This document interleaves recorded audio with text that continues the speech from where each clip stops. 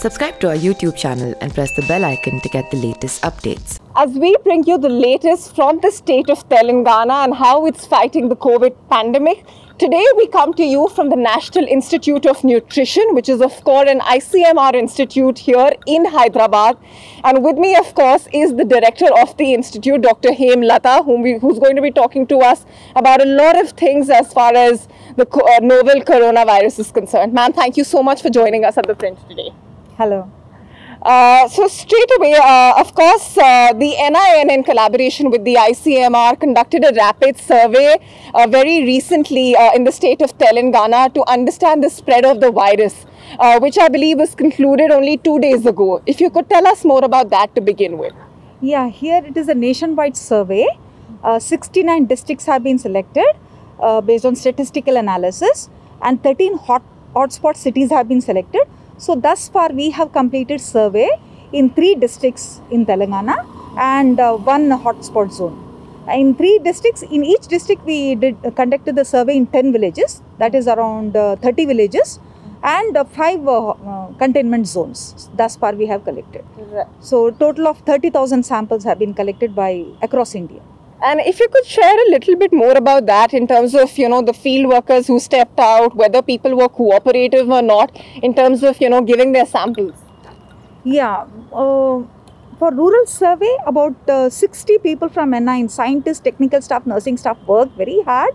Day and night we prepared standard operating procedures, and a rapid survey was conducted in 2 days, and we took help from state authorities, police officials, and health officials, and there was excellent cooperation from all the state authorities in conducting the rural survey as well as the hotspot city zone containment zone surveys.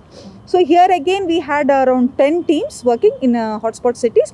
There we had 45 teams, whereas here in 10 teams, each team consisting of 3 people and senior level scientists coordinating the activities. Right. And of course, I know that, she already told me that at this point, the outcome of the survey cannot be shared immediately, since that's for the ICMR to collate. But I would like to understand, as someone who was also part of the central team that inspected Telangana as well, time and again, there's been a, controversy about the low testing numbers here. If you could talk a little bit more about that, ma'am. Yeah, as a member of central team, we did visit all the COVID hospitals, designated hospitals, non-COVID general hospitals also. Then we visited containment zones. Then we also had a very long discussion with the principal secretary and the director general of police. We had very big meetings there, and we also did a field survey. Then we visited labor camps, huge labor camps. Quarantine centers also we visited, and we examined all these aspects. And as far as testing is concerned, very clear guidelines are there laid down by Indian Council of Medical Research, and they are following the guidelines like testing of ILI and SARI cases and all the contacts of positives. These are the guidelines they are following. Sure, that of course. In fact, I did interview the health minister recently, who also said that they are following the ICMR guidelines very strictly. But ma'am, if you were to compare the numbers to the neighbouring states, so far Telangana has conducted only 30,000 tests, which perhaps is a very small number as opposed to the level of testing in the neighbouring states as well. So, and especially recently, we've seen a spurt of cases with the relaxations as well. So, do you not feel that the state needs to test a little more proactively or aggressively for that? That's what is happening now. They are doing proactive testing. Otherwise, they would not have asked, let us go to the community also. We are going to the community and doing the community survey now. So, if at all the testing is less, the community survey is going to tell us, because antibody conversion rates will be there. That will tell us clearly whether community transmission is there or not. And at this stage, are we still shying away from the fact that there is no community transmission in the state of Telangana, for that matter? In the state of Telangana or across India, I don't think community transmission is occurring. But of course, the cases are limited to huge segments, containments, zones. But definitely not community transmission as of now. But we will know the results for certain after the results of the rural area survey that we have done, and also the hotspot zones that we have done. Right. In fact, that's Just by seeing, we cannot say. Definitely, the lab results are going to tell us. The results are going to come very soon. right. I think that's an interesting point you make. I was talking to the director public health here, who also said that perhaps it's not community transmission but excessive local transmission. yeah. And is that because there are, as you said, particular zones where it's happening? If you could elaborate more on that. That's because of able containment, lockdown that's being implemented and carefully taken care of. If the people are let loose without, if lockdown has not been done properly, probably community transmission would have occurred by now.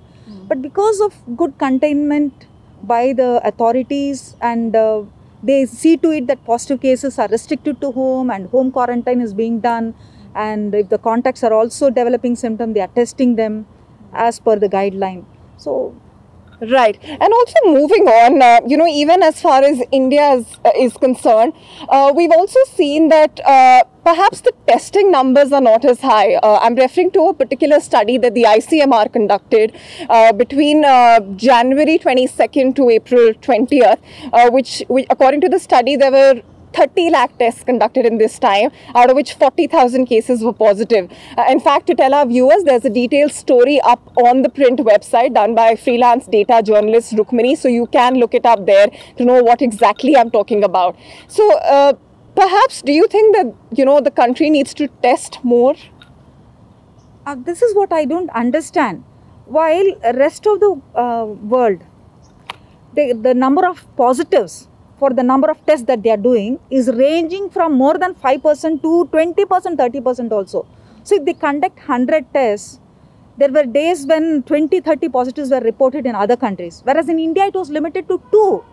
Now it is 5% cumulatively if you see. If you do 100 tests, 5 to 10 are turning positive. That means our number of testing is quite high. It got slowly ramped up. I agreed. Initially it was low, but it was required only at that level. Now they are ramping up the testing because it is required now. I very strongly feel that the decisions that have been taken at the center locally also is quite wise. They are ramping up slowly. We are not doing random testing. Community survey is done, that is for antibodies, sero survey. That is what is required now. We can't go randomly and collect throat swabs in patients who are not symptomatic. Do you think they would agree for a throat swab when they don't have any symptoms and there is no contact history?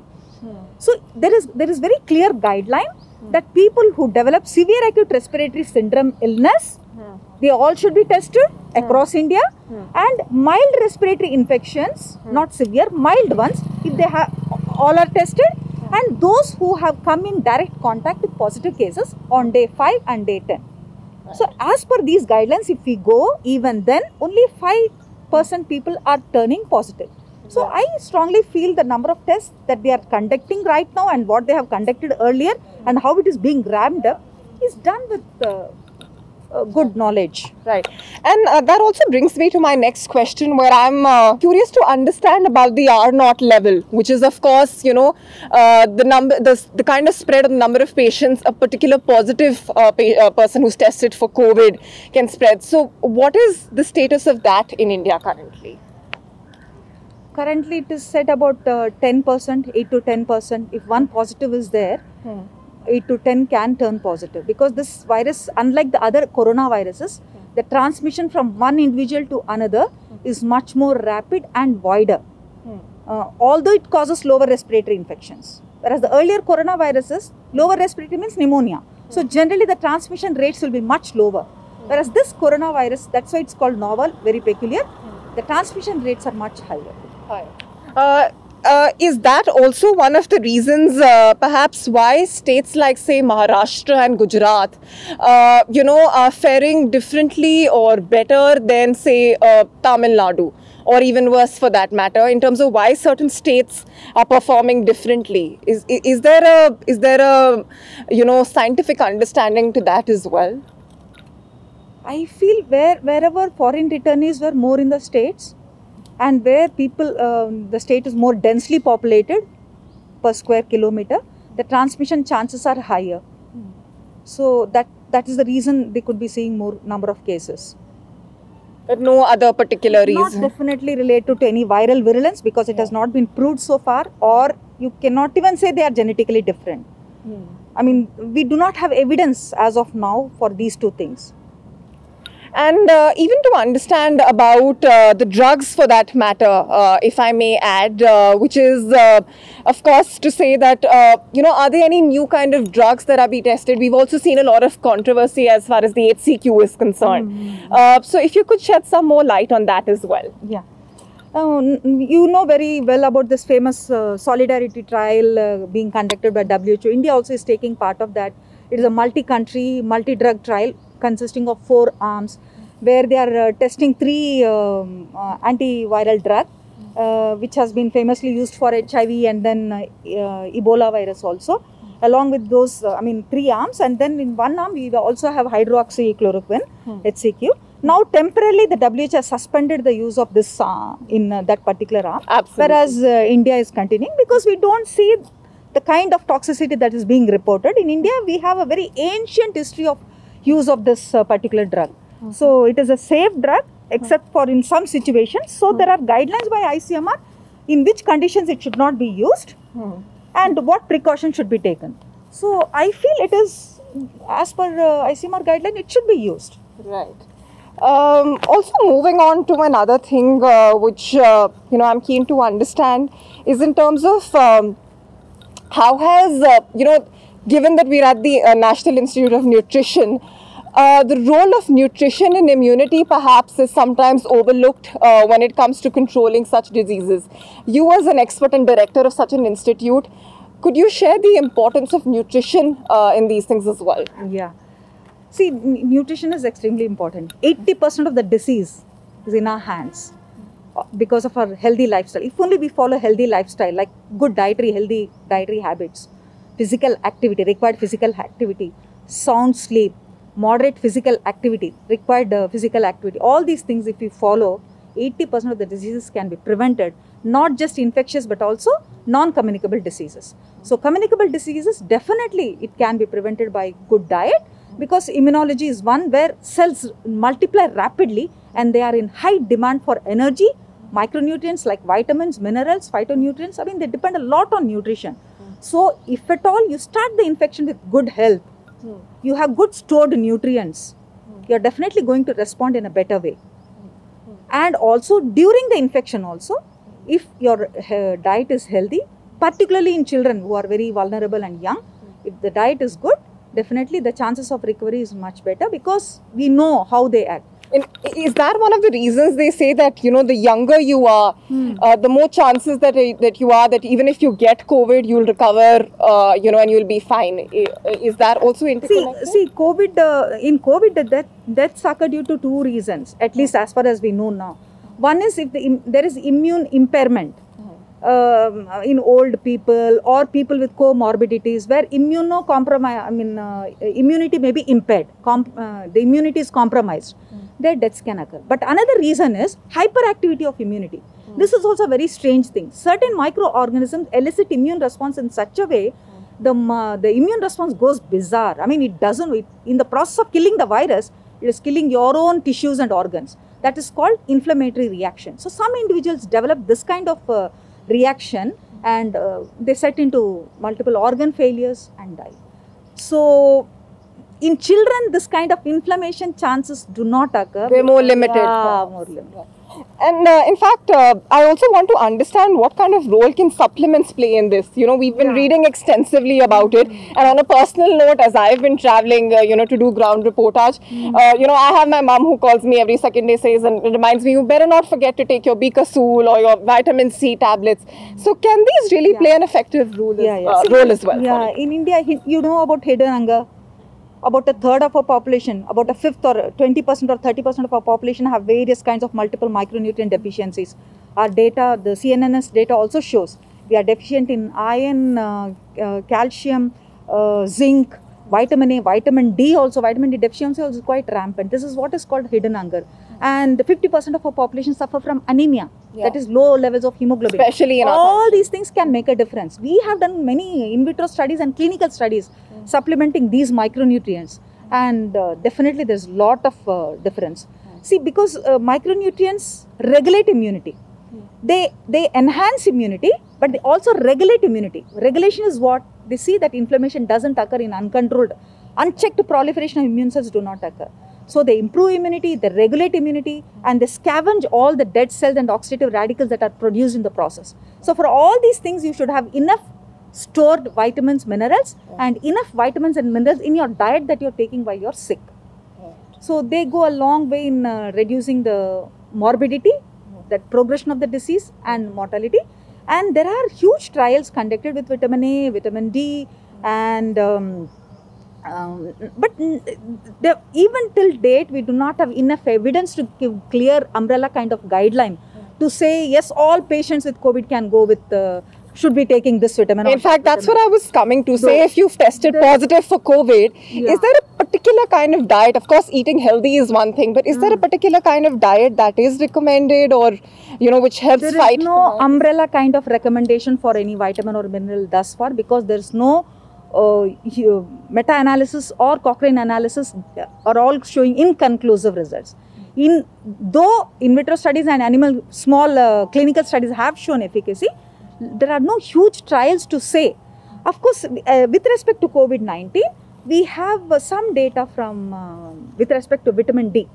So they have shown multi-country data they have analyzed, and wherever vitamin D serum levels of vitamin D is low, I mean in individuals where vitamin D deficiency is there, they have more morbidity and more mortality. Several about 10 countries observation, but so generally for supplementation recommendation, we don't go by observation studies. Observation is the initial stage. Now we have to do supplementation trials and prove the efficacy, and then only we can. So vitamin D, we have data, preliminary data with respect to COVID-19. And in fact, I'm also curious to understand, you know, one sees, you know, given there are so many WhatsApp forwards these days and everyone claims to know everything, we've also been reading a lot about the role of Ayurveda in that concern. Are these myths, can it really prove to be effective, you know, for those who might be tested positive, or perhaps are suspected patients for that matter? See, Ayurveda medication, I'm sure, is going to have a very significant role. But see, modern science, we don't believe with unless there is hard data. So there is no hard data to say that this will work and this will not work. So unless we generate scientific data in huge population which can be validated, we can't recommend anything. Maybe it works, we don't know. I understand. And also, since you pointed out about the mortality rate, how do you think India is faring on that front? Yeah, luckily, I mean, mortality rate is lower in India. Right now, it is about 2.86 or something. What they say is, we have, see, when we take our gut microbiome, which is also again closely linked to immunity, we have more complex, more variety of bacteria. Similarly, our MHC, major histocompatibility complex antigen, which is a very important thing to stimulate immune response. When bacteria or virus goes into your body, it couples with a cell which has major histocompatibility complex. Then that triggers the immunity. So somehow we in India have much wider variety of MHC complex. So therefore, the immune response that happens after the virus enters may be more well regulated because of this kind of genetic difference among us compared to other parts of the world. Somehow this kind of variety is not seen only, it is seen only in 18% of population in another country. But not so much as not so India. much in other countries. Right. India has more than 50%, I think. I mean, so That's a probably huge genetically difference. we are slightly different. But again, there is no data. This is only assumption and correlation. Right. And also, you know, as we move towards what some call the fifth stage of the lockdown, or rather unlock 1.0, how do you see things moving on from here? You know, of course, while, you know, health officials have different things to say, economic activity needs to resume. But as far as fighting the novel coronavirus is concerned, you know, we've also seen because of that, there is a spurt in the number of cases nationwide. So as an expert in the field, how do you, what would you like to advise people now that, you know, they are stepping out in terms of, you know, dealing with the new normal? See, the government has to unlock graded wise. They have to one day or the other day. because coronavirus is something which is going to stay for long. But people should realize that 80% of the people are asymptomatic. So they do not have symptoms. So they can be there outside on the road. We do not know as of yet. So we have to take our personal protection, like wearing mask and sanitizing your hands and not touching others unnecessarily, and touching all inanimate objects also. Like there are fomites also which can transmit the virus. But we hope that it is restricted to only containment zones and it is not there on the street. In fact, that brings me to my last question. There have been a lot of contradicting studies as far as transmission from surfaces is concerned. I personally am very curious to understand, can a virus like this transmit through surfaces? See, this virus... We've seen so many opposing studies that one is confused, what exactly it is. It's a very recent virus. Not many studies are there. Some people say it can survive on the surface for 12 hours. Some say only 8 hours. Some say more than 24 hours. Some say some days also. So we do not have clear-cut evidence. But of course, it can be transmitted on fomites. Like when an infected individual, he coughs, and with his hand he touches an object, definitely that is going to have virus and it's going to stay for some time. Like for example, depends on the vulnerability of the virus. For example, HIV virus may stay for few hours and other virus may stay for longer time. But this virus may be staying for maybe a day or so. We do not have definite studies for that, but definitely objects are going to transmit virus. If only the individual who is infected, the individual who is excreting virus, coughs without a mask, and he doesn't sanitize his hand and touches like files or papers or spoon or plate, and if you're going to touch that, it can transmit. So maybe perhaps, as you said, we need to continue with good social distancing measures, sanitizing, washing our hands often, and perhaps even wearing gloves if that happens. Yeah, if you follow this, most of the diseases can be prevented, not just corona. Even tuberculosis can be prevented to a large extent, because these are the measures through which even tuberculosis makes its entry. And many other diarrhea-causing diseases also can be prevented. So these hygiene practices are very crucial, very important to prevent not only respiratory infections, pneumonia like COVID-19, even gastrointestinal infections can be prevented. Right. Thank you so much. That's an important reminder from, of course, Dr. Hemlata, the director of the National Institute of Nutrition here in Hyderabad, that these hygiene habits perhaps are not just essential to prevent COVID, but perhaps also makes us realize how it is important to control any sort of infection or spread of disease for that matter.